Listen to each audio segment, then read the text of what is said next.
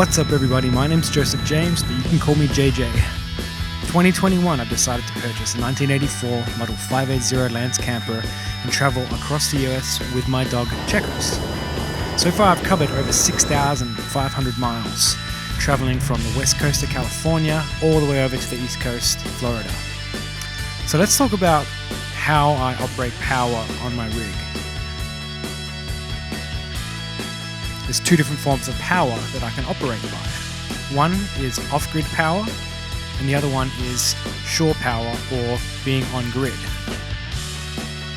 Firstly, let's talk about the easiest one, which is shore power, or basically when I'm connecting my electricity to an outlet or a hookup, as they call it in RV and campgrounds.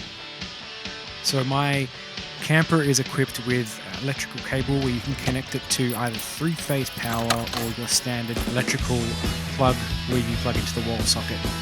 And this allows me to operate everything in my rig, no problems whatsoever. I have air conditioner, I have a TV, I obviously have my computer, multiple charging ports. I also have lights and a refrigerator that I operate from shore power. So that's essentially the best way for me and the most efficient way for me to operate. It's quiet and also least costly as well. So operating on shore power or on grid is the most preferable way to feed electricity into my camper, and also it generally never fails unless there's some sort of electrical storm. Sometimes it gets short-circuited. So when you pull into a campground or an RV spot, if they have what's called a hookup, it generally means they have electricity for you to connect to. And I operate at 30 amps, which allows me to operate everything in my camper. And obviously some hookups have a sewer system and water to connect to as well. So that is on-grid or shore power, and that's the most efficient way, I believe, for me to operate having power.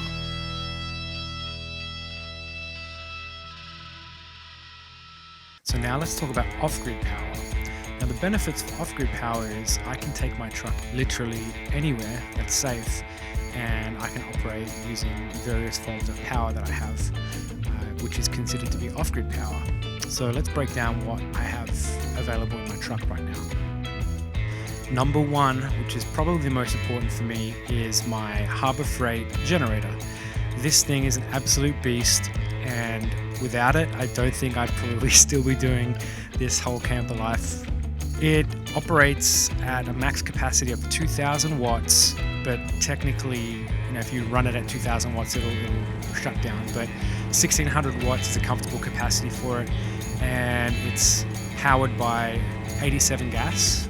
So it has a 1 gallon capacity, and usually when I'm operating everything in my camper, for the 1 gallon capacity, everything turned on, my air conditioning cranking, it runs for about 4 to 5 hours on the 1 gallon of gas. Now that's with everything going. When I'm off grid, I can't carry too much fuel with me because it's heavy. Obviously, carrying too much fuel is probably not a safe thing to carry as well. So I kind of be a little bit conservative with how I operate with my truck. Obviously, I don't have the air conditioner cranking all the time. I try and use the fans, but generally the generator does a wonderful job in recharging all my batteries, recharging my cell phone, and recharging my portable batteries, and keeping me somewhat comfortable. I've been in Florida for the past 60 days, and it's been absolutely hot and humid, and some of the off-grid spots I've gone to where there is no electricity, there's no sewer, there's no toilets, literally you're in the middle of nowhere. All you have that helps you power is the generator. And this thing has been absolutely wonderful. I could not recommend it enough for the price point that it is. It's never broken down on me. Obviously, I do take care of it. I keep it elevated off the ground, and I try not to operate it in the rain. Now, it is Florida that I've been in, and it rains sort of out of nowhere. So I've tried to keep it covered. I've got a little black fold-out desk, and I've got this little cover for it that I try and keep it covered just in case it does rain on me. But you're really not supposed to run a generator in the rain. But when it's 100 degrees out and it's 87% humidity, the air conditioner is pretty important. So Harbor Freight Generator is a lifesaver. I highly recommend it. And for anyone going off grid, I really highly recommend getting a generator of some sort, because it will allow you to be comfortable when you're off grid. It'll allow you to have electricity, and for a safety factor as well. I mean, middle of the night, you need some sort of lighting for whatever it is you're doing, whether you're cooking, whether you're moving around your camper. But that's it. That's the number one power source for me, and I love this product. It is absolutely amazing. Number two, I do have a small battery that's in my camper that can run certain things. It's actually only a 35 amp hour marine battery, and I really didn't do enough research when I bought my camper, thinking I'm only going to use my shore power, so I won't really need to worry too much about having a battery to use. But batteries are super, super expensive. If you're looking at a really good solar power rechargeable battery, you're looking at a minimum $800, $900 for that battery.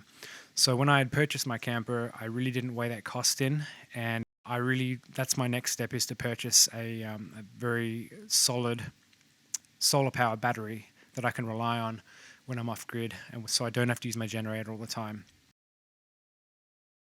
I can recharge my current battery right now. I can recharge it by either the 100-watt solar panel that I have, and that thing's awesome because I actually use it to recharge my laptop battery. I use it to recharge my cell phone batteries. I use it to recharge my portable batteries. I just leave it out in the sun, and it's done a wonderful job in recharging. It does take a little bit long. It's only 100 watts, but it still works, and it recharges things. So if I was in an emergency and my cell phone died, I'd run out of fuel, run out of gas, couldn't use my generator, I could still charge my cell phone, I could still charge my laptop and get myself out of trouble. The next thing I have is a portable power bank, which I actually got from Amazon for $99. This thing is an absolute lifesaver for its price point. It is not only enables me to charge multiple devices via USB, it also has a standard plug where I can plug in my laptop. In fact, it's even powered my TV for about an hour and a half on a full charge. So I was very surprised by this, and the best thing about it is actually also a car battery jump starter as well, and it has, I think, 100 jumps on a full charge. So my battery's run out a couple times in my car, and it's started my car up no problems. For anyone camping off grid, I highly recommend you get this. It's only about $100 on Amazon. I'm going to leave a link below in the description to buy it. For $100, I mean, I wish I had 5 of them, to be honest, because I could power everything. Obviously, I do have multiple little portable power packs. They are really just used for emergencies, for charging my cell phone. I have a battery charger, which you plug into shore power, and it allows you to charge your car battery, allows you to charge up your solar batteries or whatever it is that you need to charge your batteries up should you get stuck in a bind. If I'm staying at a hotel, if I'm staying somewhere with a power source, I can just plug it in and I can charge my battery up overnight. Another good thing to have, I know it's probably a little bit redundant, but a super important thing to have. Redundancy is really important, especially if you're going off grid like I do. Always good to have redundancies. Okay, the next piece of equipment I have is actually a 300-watt power inverter, which is a 12-volt to 110-volt converter that you plug into your cigarette lighter in your car when your car is running. This thing has been an absolute lifesaver for me. For example, when I am waiting to get into a campground and I can't use my generator, I can't plug into shore power, but I need to do some work on my laptop, or I need to charge something like my portable power banks, this thing will convert the energy from the battery of my car into power that I could use my laptop or charge power banks while I'm waiting, which is super, super handy.